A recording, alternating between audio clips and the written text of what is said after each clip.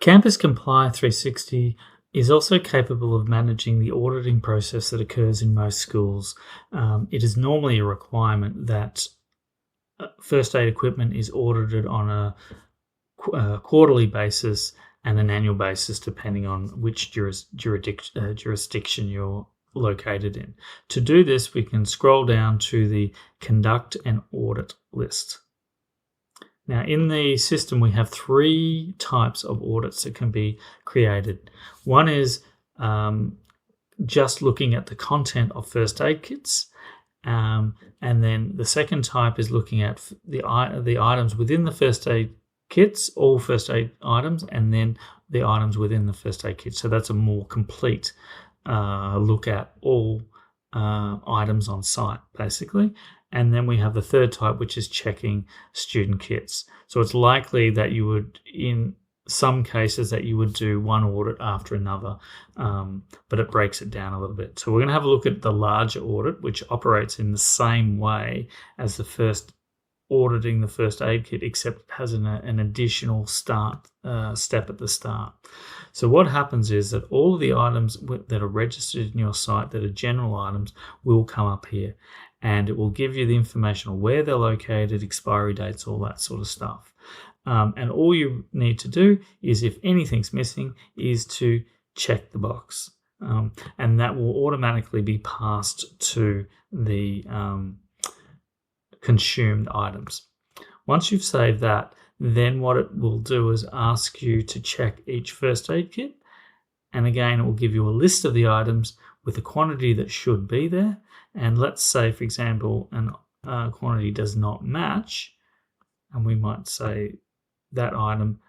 What you then need to do is enter the amount of material that you've found in the kit. Okay.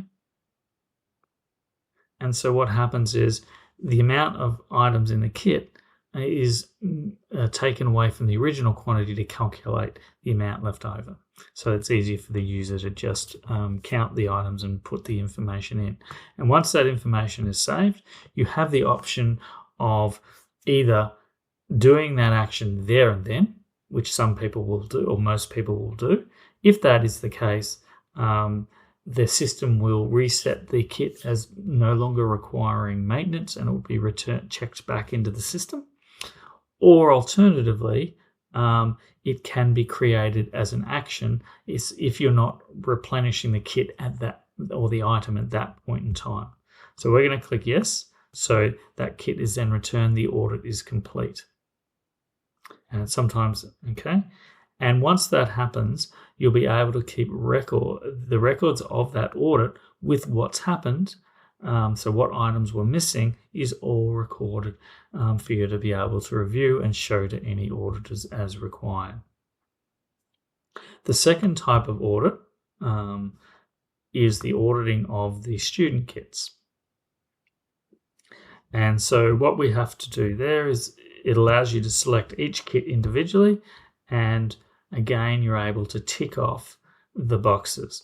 Now, the way that it works, though, is if, for example, we have 2 medications there, we can tick both medications, and then if both are missing, the question then obviously remains, well, is the kit completely gone?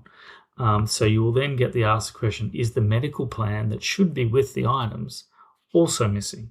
And if the answer is yes, then it'll become an action, and this does become an action that is recorded within the system for you to action like anything else.